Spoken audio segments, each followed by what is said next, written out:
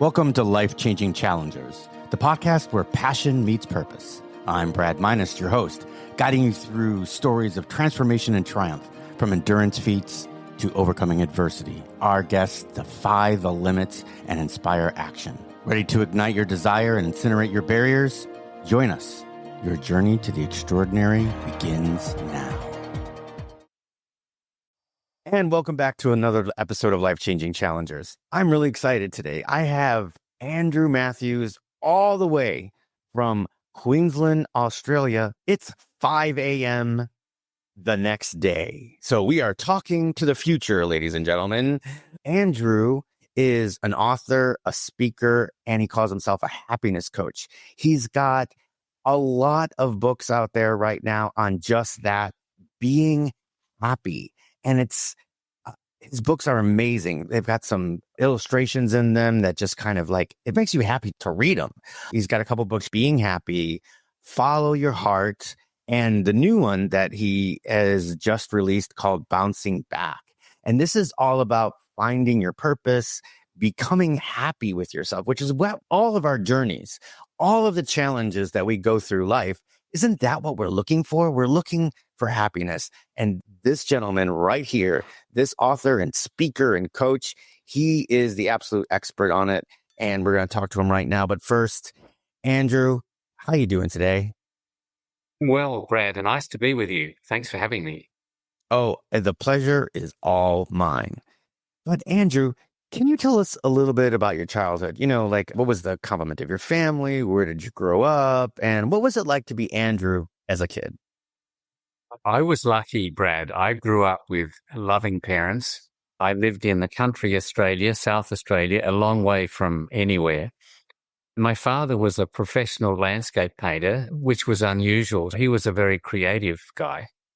He used to do other things, like at some point in his life, he was an inventor.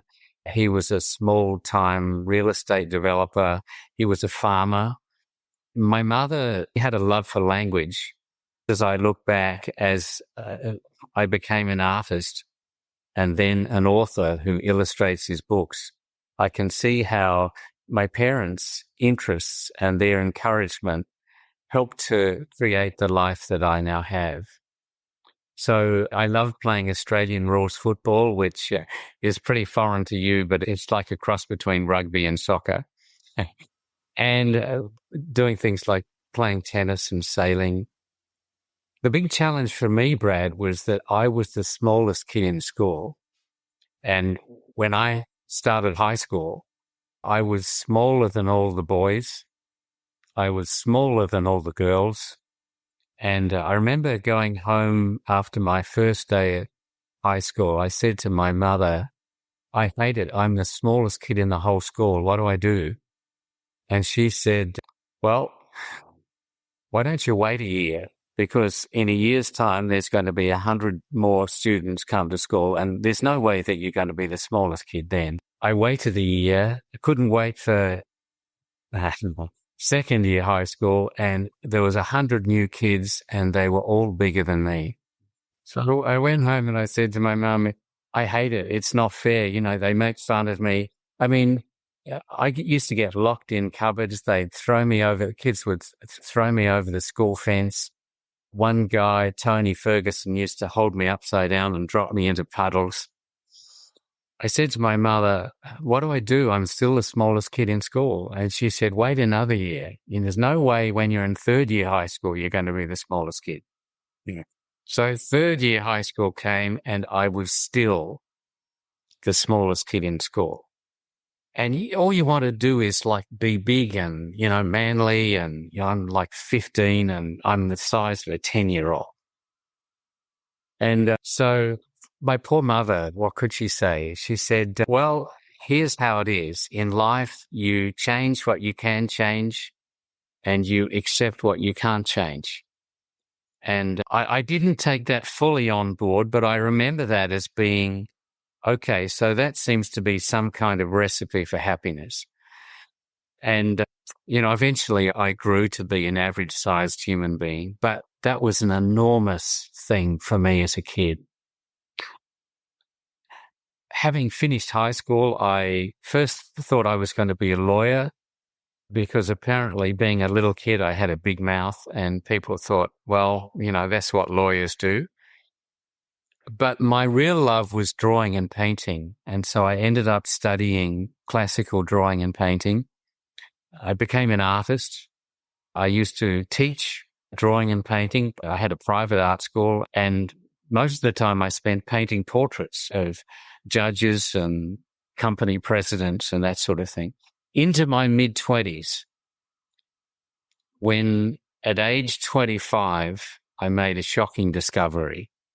I discovered that the happiest people I knew had bigger problems than me. And that made no sense. I thought that as you had less problems, you would become happier.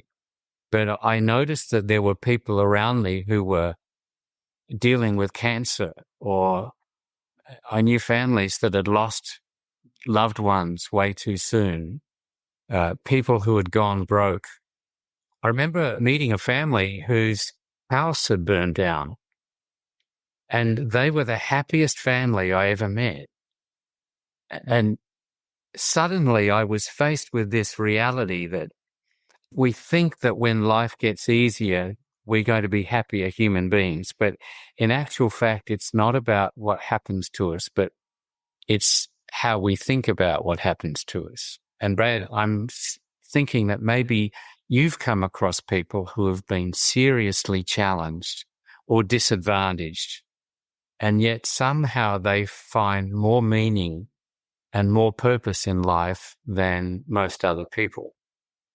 Absolutely. So That's actually one of the things that I profess about that. But I just want to step back just a couple of minutes because you're starting to get into the meat, and let's keep going with the appetizer real quick. So just brothers or sisters? I had an older brother and an older sister. Okay. And you mentioned that you had a really loving household. So I'm assuming that your routines were kind of normal, school, sports or whatever that you did, homework, mom cooks dinner, you all have dinner at the same time. And yes. Yeah. And so that was not unusual back then, that you'd have a whole family at a table, and we had that every night. And so it was a simpler life, of course, back then. And of course, when you're out in the country, we lived like 3 miles from town.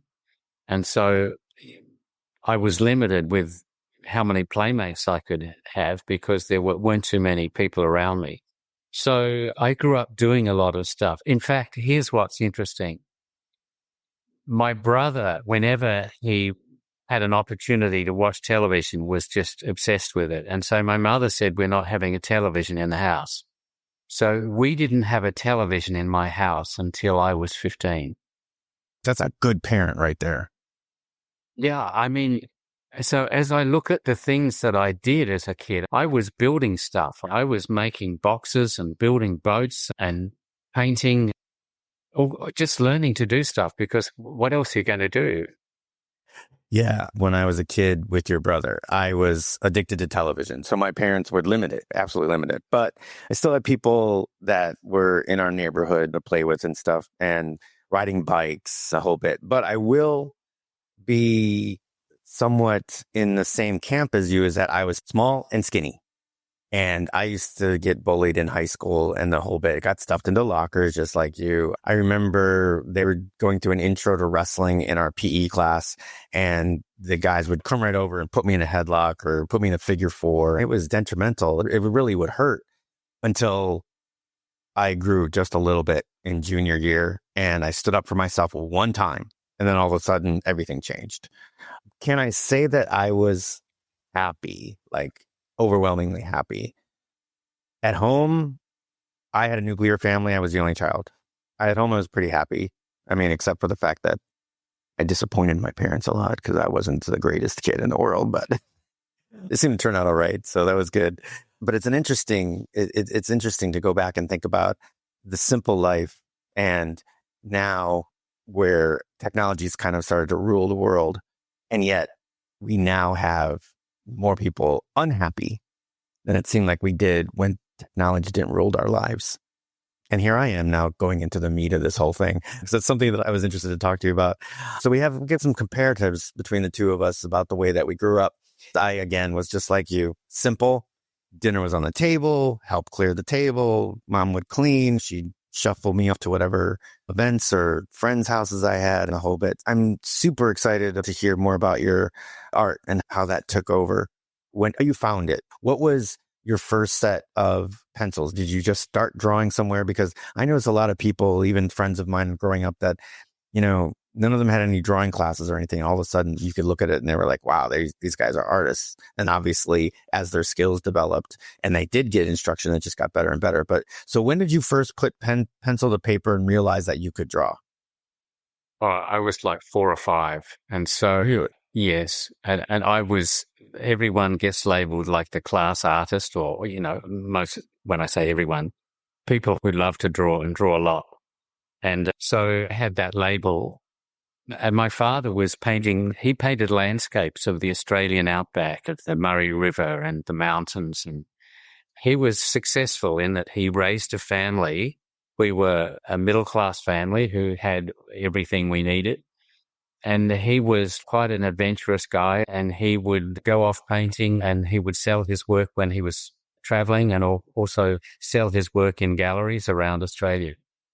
So for me, it was just a natural thing. Like, kids grow up in families that are musical and there's always conversation about music. In my home, there was always conversation about drawing and painting and great paintings. My dad even used to get a magazine from America, American Artist, which had some of the very best artists in America featured every month.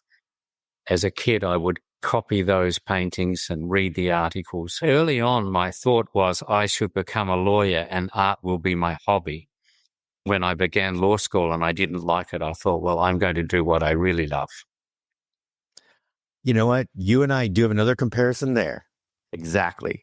When I moved to DC from Korea for military sake, I got assigned to the Pentagon. But prior to that, when I was in high school, one thing that I did was I loved doing theater. I loved acting, either in studio shows or in musicals or anything like that. But I never thought of it as as it was a long time thing, just like you. So I'd been away from it for a while, and a friend of mine brought me to a stage show, and I saw it and I went, oh my God, I missed this so much. So I started to do some stage shows. But on the other side of it, here I am, I'm in DC. So I've got like 5 law schools around me, right? I've got Georgetown, George Washington, George Mason, American University, Columbia College of Law. I mean, they're just all over the place. And I thought the same thing that you did. I was like, oh, you know what? I'm going to get out of the military and I'm going to become a lawyer and I'm going to be able to change the world. But on the other hand, here I was starting to be back in shows and on stage. So the letter comes from Georgetown and I'm thinking, oh, I'm going to be a lawyer now. But I'm in this show and I'm like, I love theater too much. So I went the other way that I was already going. I was already into IT and, computers and stuff like that. So I just went that route and never looked back. I gave up law school so I can remain in theater. You gave up law school so you can continue to do your art. So yeah, kudos. We got a little comparative. We got a little cross. Yeah, but that's fantastic. And it's like some of the drawings I've seen in your books, they're fantastic and they're lively. And even though a lot of them are black and white, or at least what I saw was in black and white. So now let's move from that appetizer and let's go into the meat. Let's go back to the meat.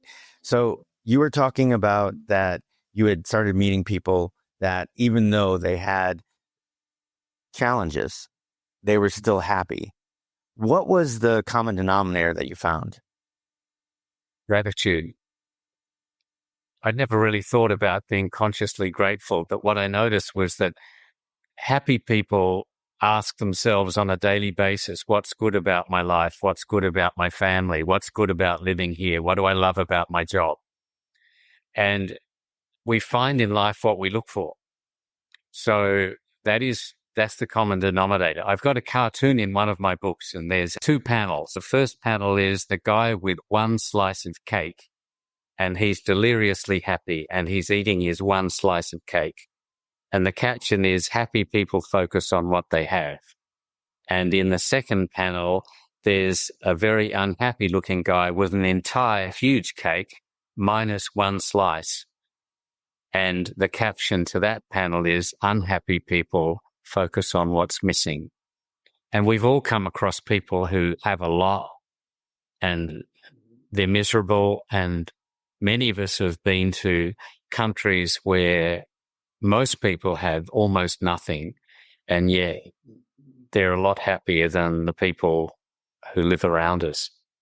So that was the common denominator. But there's another part of it, and that is, Brad, that happiness is very much a decision that we make.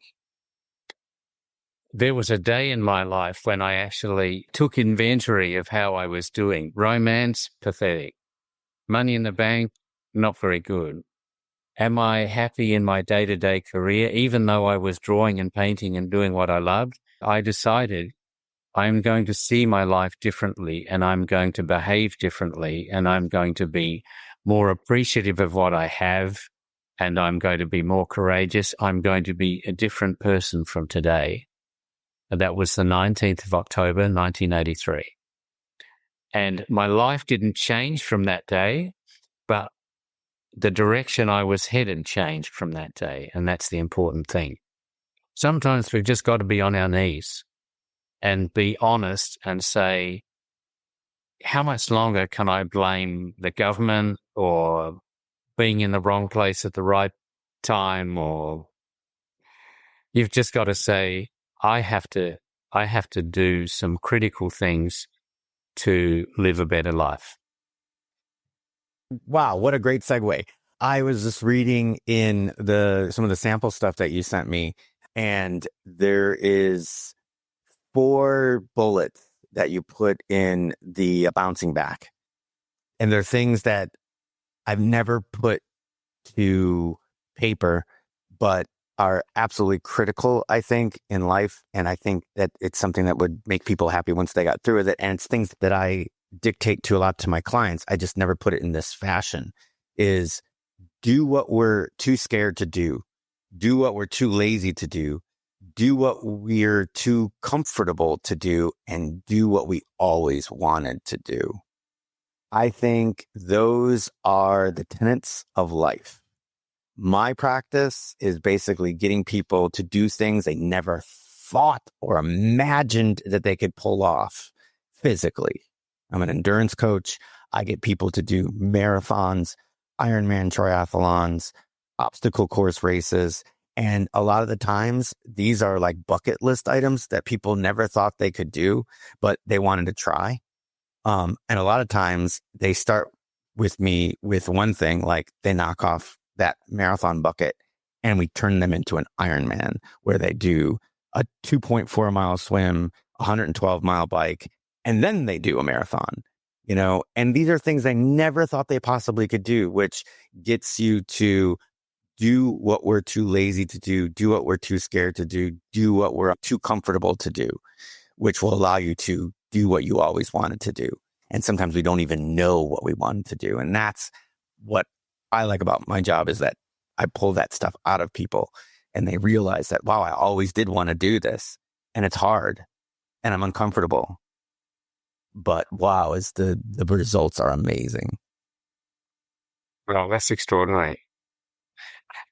At that point, Brad, when I made that decision, I had a little motto for life, which was, if in doubt, do it.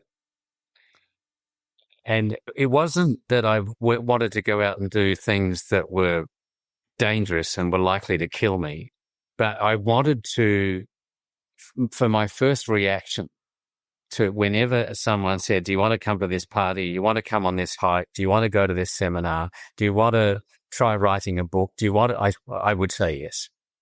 And that, if in doubt, do it, as a mindset was critical.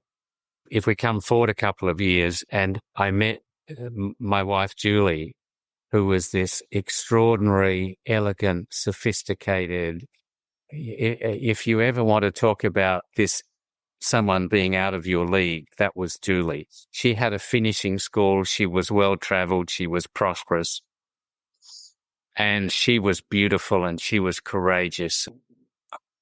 When I first met her, and she said to me, I was a windsurfer at the time. And she said, out of politeness, well, I live on a lake. If you want, you could windsurf off my lawn. And so the very next weekend, I loaded my windsurfer on the car and I drove to her house. And the story she tells is that I never left. It's not quite like that. Okay. I have to ask. So, because you kind of like said that you met her, but you got to tell me the circumstances. How did you decide this woman that is like so far out of your league, and you decided to use the, hey, if in doubt, do it. But you must have had to talk to her first. How did that happen? Okay, here's the thing. Even before I was writing books, I was running weekend seminars on relaxation and goal setting and memory improvement, a whole variety of things that I would cover in these weekend seminars. Amongst the things that I covered was how to sleep better without drugs through a practical form of meditation, a very simple kind of meditation that I would teach. And she was having trouble sleeping. She came to hear my introductory, often if you do a seminar, you do an introductory evening. You come and hear amazing Andrew Matthews. He's talking about breakthroughs in how you can sleep better and remember better. And so I saw this apparition walk into the room, and like the most beautiful person I'd ever seen, and so confident and well-groomed. She came to hear me speak. And I guess she was impressed enough that she did my weekend seminar. And it was at the end of the seminar, when everyone who did my program went out to dinner, that we got chatting. And it was then that she said, I live on a lake and you could windsurf off my lawn. But I know that it was just, some sort of polite thing. To this day, Brad, she says that it's not true. She says, I asked her to marry me 6 times, but it's not actually true, because I think it was only 5. But yeah, so this idea, and you expressed it in the same way. If in doubt, do it. Do what you're too scared to do. Do what you're too lazy to do. It's a big deal. I think it's huge. And like I said, you put it into words what I always was thinking about. There's all the old cliches now, be comfortable being uncomfortable. But I think the simpler aspect of it is these 4 tenets. And I think it's something to live by. And that's going to be my new mantra. And I'm going to move people into that realm as well to think about it. And then, the other thing about it, and you had mentioned it just rarely, but is the idea of accepting the things you cannot change. And even though it seems to be relative to the recovery right now, is the serenity prayer. And I think the serenity prayer is by far, it's something to live by for everybody. I don't think it's just recovering addicts. Please, God, allow me the strength to change the things that I can change, accept the things that I cannot change, and give me the wisdom to know the difference. It's not exactly in that order, but that's basically what it is. And I think that's something else that you seem to have automatically built in after you went through your 4 years of trying to be bigger than everybody else. Yeah, this whole thing of acceptance, Brad, whenever life knocks us down or people let us down, it's natural that we're going to be upset and irritated and maybe angry. And saying things like, this shouldn't have happened, or it's not fair. Maybe we lose a job, or a relationship comes to an end, or we break our leg and this should never have happened. And it's like we have this idea that if I don't accept it, I won't be stuck with it. But the reverse is actually true. It's only when you accept the stuff that you don't like and say, I wouldn't have chosen this, but I'm in it. Now I move on. What do I do now? Some people never get to that point, that they see that actually acceptance is power. I agree wholeheartedly. So 1983, you decided at this point that you're going to say yes to things. And there's some challenges out there. They're like, hey, for the next week, 2 weeks, whatever, say yes to everything. You're not allowed to say no. And you put that through your, obviously there's things, you're going to say no to shooting somebody or, doing something that's evil, but anything that you normally wouldn't do, you would just say yes to, and you give yourself 2 weeks and say, no matter what, I'm saying yes. Right. And I think that's pretty powerful. And it sounded like in 1983, when you made that decision, that's when things, that's when things started for you. You learned meditation and started teaching it. You started windsurfing and you were a windsurfer. And so this stuff is like just coming out of nowhere. You're teaching people how to do goals. You're teaching people how to do memory stuff. So you had to learn all this stuff. So in 1983, so what was the first thing that you said yes to? And then let's talk about how you came up with all these other skills. Okay, so this is key, Brad. The moment that you commit to something, then the universe begins to support you. When you say with all your heart, I'm going to be a happier person no matter what, or I'm going to be fitter no matter what, or I'm going to lose these kilos, and you're absolutely committed, I will do this, then the universe moves to support you. So what happened was that the 19th of October, 1983, I made this decision. 2 days later, I turned on the radio to a show that I never listened to, and I heard about a course that was available to teach people how to improve their memory, how to sleep better, how to function better, the importance of setting goals, how to set them and achieve them. And it wasn't even in my town. It was in Melbourne, which was 700 kilometers away, 400 miles.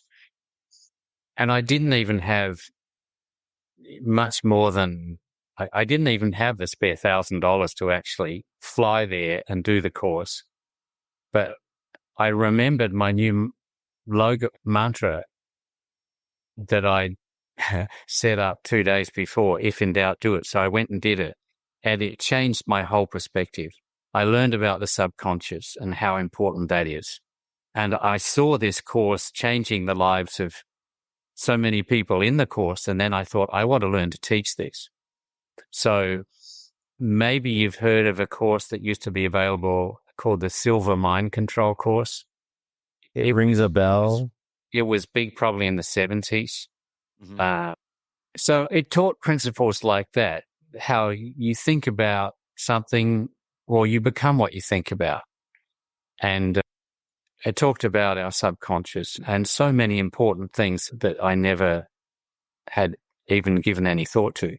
So then I was teaching this course for 3 or 4 years. And in the course of that, I saw the need for a book which could reach a lot more people than I was reaching teaching my weekend personal growth courses. So I wrote this book called Being Happy. Now, I knew that I could illustrate it. I just wasn't sure if I could write it. But what I knew was that most people are very comfortable in reading magazines, but only a fraction of people are comfortable in going into bookshops or reading books. So I thought if I can create a book that feels a bit like a magazine with some, funny, interesting cartoons, also headings throughout the book so that you can see what this section's about and whether you want to read it or not, then I could create a book which would be really a self-help book for people who hate self-help books. Or maybe for people who don't even read much or have never thought about reading a self-help book. So that was where Being Happy came from. That's amazing. So if I'm not mistaken, Being Happy was the first edition released in 1991? That came out in 1988. So 98. I sent it to 17 publishers. My first book was a kid's book. It's not even a book. It's still a manuscript. So I sent that to 60 publishers and got 61 rejections. What? One publisher wrote to me twice and said, forget it. So, yeah. Okay. So I knew that it can be a tough road becoming an author. But once I got onto the idea of writing a book that encapsulated all of the things that had been helping me for the last 4 years, simple ideas. No, don't blame your mother. Set small goals and you feel that you're taking control of your life, you'll be happier. Happiness is a decision. Giving compliments to people makes them happier, but it makes you feel better because you're noticing good things. Or be kind because kind people are happier. All of these things, observations, I thought if I can put them in a book that is fun, then I can reach people who aren't currently reading self-help books. There were no books on happiness in 1988. Even so, even though I thought it was such a great idea, 17 publishers rejected being happy. And then finally I connected with a publisher in Singapore whose previous publication was the Vanuatu telephone directory. Now, you maybe haven't been to Vanuatu, but it's a tiny little island in the Pacific. And they said, we love your cartoons and we love the spirit of this book and we think it's going to sell 1 million copies. So let's do this together. Extraordinary. That's incredible. So when it was released, did you see an immediate spike once it got out to the stores? How did that work back then? Because back then it wasn't like now where you can self-publish on Amazon and by the time it gets released, you can start seeing stats. Back then, you got to like sit and wait. So the first time that you got some sort of, I don't know, statistics or something from the publisher, what did you see? Okay, so Brad, one of my themes is if you see any opportunity, you grab it. And you grab it by the throat and you do it for all you're worth.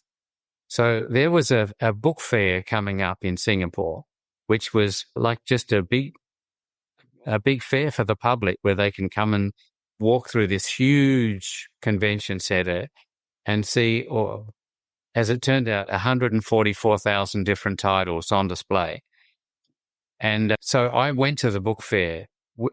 We had a little stall set up by my publisher. And I started drawing cartoons on an easel. And so people would gather around to watch me draw the cartoons, and then I would give them away. If I gave someone a cartoon, they'd think, well, maybe I should buy a book. So what happened was I started it opened at 9 o'clock. I was there at 9. It went for 9 days. And so I stood there for 12 hours a day for 9 days, drawing cartoons and talking to people about my books. So I was the only author there pretty much. So at the end of the fair, who do you think had the biggest selling book at the Singapore Book Fair? We did. That is brilliant. I love that. And that's really interesting because as I started to try and get some more listeners for this, the same thing. Now, I can't offer them anything, but one of my mentors, Alex Sanfilippo, he had stated in a post, or I think it was during a seminar or something. He's like, just talk to everyone you possibly can about your podcast. Anytime that you come across somebody, mention it, work it into the conversation, and just make people aware of it. And I started doing that, and then the same thing started to happen. All of a sudden, roles started coming in because obviously one person listens and they say, "Oh, this is pretty cool," and they show it to somebody else, and it just you get referrals that way.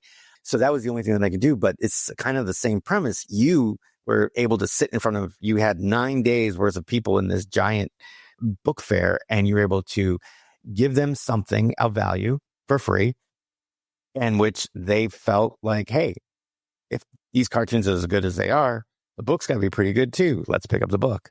I think brilliant, absolutely brilliant. And the interesting thing is that's when everything was analog, right? Yes. So did it go into stores after that? We were in stores. In fact, we started to sell huge numbers in the stores. And within a few months, Being Happy was the biggest selling book in Singapore. Then I started getting invited into high schools. I started speaking to the police, and then companies like Hewlett-Packard would invite me. And I was going into hospitals. I would speak in prisons. Prisoners are a great audience. They can't leave. It's another term or the cliche of the captive audience, prisoners. Yeah. That's hilarious. That's it. So what I would then do is I would go into bookstores and I would draw cartoons in bookstores, and I would have a microphone, and I had a spiel. You may have just wandered into the bookstore and you're wondering what I'm doing here drawing cartoons. My name's Andrew Matthews. I'm an author from Australia, and I've been invited here to share some of my ideas and to talk a little bit about my new book, Being Happy. And I would draw cartoons. Now, here's the thing, Brad. If you're an unknown author, which I was, you've got a real problem, because if you go into a bookstore, doing a book signing in a bookstore, nobody wants to talk to you, because if they come up and talk to you and they look at your book and they don't like it, it's really embarrassing. What are they going to do? Put it down and walk away? So they just avoid you. So my technique was that I would have an easel and I would just draw cartoons. I had the books behind me on a table. I would just talk to the people and draw cartoons. And usually what happened was that when somebody came up and said, "Can you sign a book for me?" that's when the people who were around me watching me draw cartoons would get bored because I'm signing a book for somebody. Then they'd pick up the books and think, what is this book about? They'd see the cartoons in the books and think, well, maybe I can buy this for my husband or something. So I spent about 6 years traveling the world. I've been into almost every major bookstore in the Philippines, in Korea, in America, in Australia, in New Zealand. We just took our product to the world, one bookstore at a time. So it's transcripted in, 8 different languages? We're in 49 different languages. 49 different languages? My wife sold the rights to Azerbaijan for my book, Follow Your Heart. So, yeah, it's been an extraordinary journey. So once you get some momentum, then exciting things happen. But here's the thing. Lots of things that we do don't work. I mean, whether you're trying to promote a book or a podcast or, I share this with our listeners because my philosophy and my experience is that so many things that we do don't work like we hope they will. You build a website hoping that people come and they don't. So you make a YouTube video thinking this thing's going to go viral and it doesn't. So you write an ad and that doesn't work, or you send a manuscript to a publisher and they say, no, not really. Or even if you just go on a first date and you think, oh, maybe this is going to be the one. And halfway through the evening, you think, I'm not sure about this one. So you say, well, what do we do if so many things don't work? Here's the thing. If we put everything we have into everything we do, enough things work that we still gather momentum. And usually when we least expect it, an opportunity or a wonderful happening comes from somewhere that we never imagined. And usually one day when we least expect it, something happens that is even better than we imagined. That is words to live by right there. So you started with Being Happy. What was the next one? Because you've got numerous books, obviously. So even though my books are around the theme of being happy, they each take a different angle. My second book was Making Friends. It was really about relationships and common sense stuff for relationships. A lot of the things that I write about, it's not that no one's ever thought about them, but often we need to be reminded about things that we already know. We all know that we should exercise and we should eat well, but we don't until we see someone like Brad on a podcast and we think, that makes sense. And the way he has encapsulated that, I can work with that. So in many ways, my books are reminding people about things that they already know, but there's maybe a cartoon or a sentence there that they think, yeah, that makes sense to me. So making friends, and then that was followed by Follow Your Heart, which is a book about finding purpose in our life and work, career, very much. Happiness in a Nutshell was a little pocket book that we did for people who don't want to read too much. Then I was told that there were a lot of teenagers reading my books, but they wanted a book explicitly for teenagers. So I did a book called Being a Happy Teen. That led to a book called Happiness Now, which was a regular sized book with even more cartoons and all in color for people who liked what I hope was going to be a beautiful, colorful self-help book, one of the world's first full-color self-help books. Happiness in Hard Times was in the financial crisis. And How Life Works is a book that's a little bit more metaphysical. Why are happy people more successful, and how can I be like them? That's a question that a lot of us have. And then more recently, Bouncing Back, which is we're all bouncing back from something. So what I've sought to do is hone in on a particular angle for people who've maybe want to dive a bit deeper. No, I'm truly excited about actually getting to more of them. So with everything that you've gone through, somebody may be listening to this, or maybe they've just barely just happened to see your cover or anything like that, and they realize that, hey, you know what? I'm not happy and something's got to change. What would be, if they were to come to you as a coach, what would be the first step, the very first step? It would be to recognize that happiness is a daily decision. Sometimes we need to be on our knees, but basically it's a decision we make. We've all seen a toddler playing on the furniture and he falls on his head. And the first thing he does is he looks around to see who's watching. And based on the audience, he decides whether he's going to laugh or cry. And we think that's really cute, but we may not make the connection that we're exactly the same, and we're out there on the freeway and someone cuts across in front of us. And there's a split second where we make a decision. Am I going to get angry about this? Or am I going to say to myself, maybe this guy's just having a tough day? We're making a decision moment by moment. And so the first thing is to say, just today, I don't need to make my whole life work. I'll just make today work, and I will give other people the benefit of the doubt. I will choose to look for good things, and just today. And if I've got a whole lot of stuff to deal with, a whole lot of challenges, then I'll just fix what I can today. It's a little bit like if you're climbing a mountain, and life can be a bit like climbing a mountain. You're climbing a mountain and you get stuck on a ledge. Suddenly, all of your focus goes into that ledge and getting yourself safely off that ledge. And you're not thinking about everything you have to do in the next month. You're not thinking about all the bills you're going to need to pay in the next year. You're just focused on that bit. And the more that we can, you know this because you're an endurance coach, if you just focus on, let me deal with today, sometimes it's just the next few minutes. That is crucial.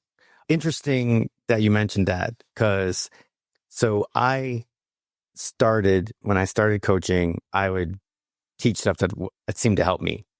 So a lot of times you go on these long runs, long fitness runs. And when I first used to talk about it, I used to be like, all right, throw in some headphones and I think about anything but running. Just go ahead and think about, you got problems to solve, do it on the run. And I used to say to myself, I'm like, listen, running is meditation for me because I actually don't think about anything. I don't think about running. I think about everything but, and I just let my legs do what they're going to do. And then I saw this TED Talk and I started going the other direction. So now when I run, I literally think every step. I'm like in the moment thinking about every step, which is kind of what you were just talking about, is not thinking about everything else, but just thinking about what you're doing in that current moment and stay in that moment. For as much as I claimed that having headphones on and running and thinking about anything but running, and your time will go by faster. Yes, that's absolutely true. But I noticed the same thing about staying in the moment and looking at every single step, every single breath, every single thing. Before you know it, it's over. It's the same results, except that when you're thinking about it, you've got more quality. And I would think the same thing is about for life, is when you're thinking about just that one thing, and the one thing that you're focusing on, whether it be your relationship, your work, the individual task, that it will give you a better sense of accomplishment. It'll provide you with a better sense of harmony when you are actually completed. Yeah, I'm so glad you shared that with me, because I'm going to try it, because running has always been a struggle for me. I can play tennis for 3 hours and I'm deliriously happy. But when I haven't got a ball to chase, I've always struggled. So I've never focused to that extent on my running. So let me do that. But what you mentioned brings up a thought, and that is that so often, especially if we're having a difficult week, we think, well, I'm not happy now, and maybe it's only Tuesday, but on Friday I've got this hot date, so I'm going to be happy on Friday. And so we kind of make it through the week. Friday evening comes, and we hop in our car, we pull out into the traffic, and we're in a traffic jam. So we say, well, bloody traffic jam, I'll be happy when I get to the restaurant. And we get to the restaurant. Now we're running late, and there's this whole lineup of customers. So we're not happy yet. I'll be happy when I get a table. And eventually we get a table, but our date hasn't arrived yet. I'll be happy because she's in traffic. I'll be happy when she arrives. And the waiters are running around furiously. I'll be happy when I get to place my order. And then we place our order, and I'll be happy when the meal comes. And the meal comes, and we take a photo and we put it on Instagram. I'll be happy when somebody likes my chicken parmigiana, you know.